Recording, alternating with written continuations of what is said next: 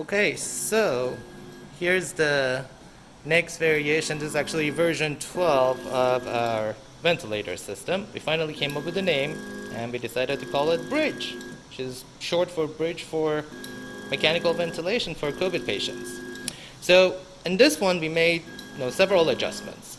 So finally got the chance to print the electronics box, and the cable management still needs work. I'm still working on that.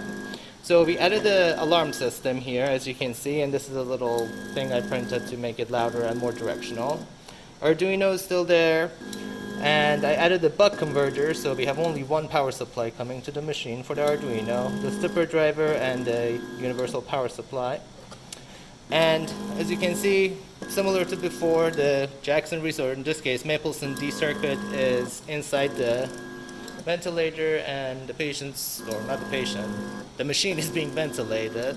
So right now tidal volume is set at low, so low is about 300 to 350, and you can see it's providing very consistent tidal volumes. And with this model we added several safety features. So right now there's a pressure safety system that's controlled by the driver of the stepper motor. So at pressure of more than 40, the machine will not deliver a tidal volume, deliver a lower tidal volume. So it doesn't go above 40 centimeter water pressure.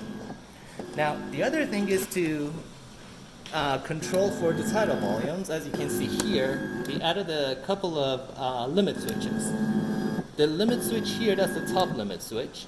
So whenever at the end of expiration, when the plate comes up, it has to hit that switch.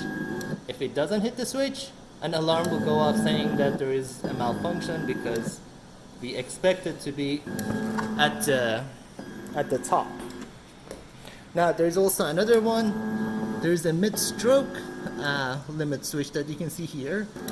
So whenever that changes at a specific distance from the beginning of the stroke, that has to change with every set tidal volume. If that doesn't change, there's also an alarm that will go off. Also added the power switch here. So you can see the power switch here. This is not the final power switch, but we're gonna add a nicer looking one so it matches the device. But you can see power switch off, and then turn it back on,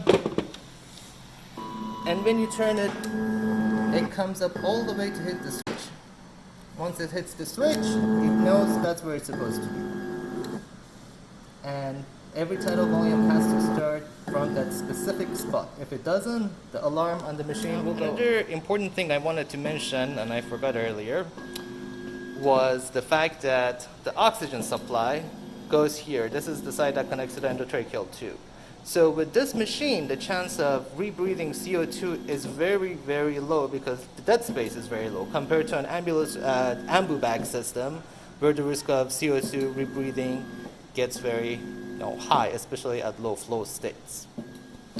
And again, as you can see, the tidal volume, the knobs for controlling the tidal volume, the size of the tidal volume, we have low, medium, and high, and also respiratory rate controls. And again, this is the switch. That's about it.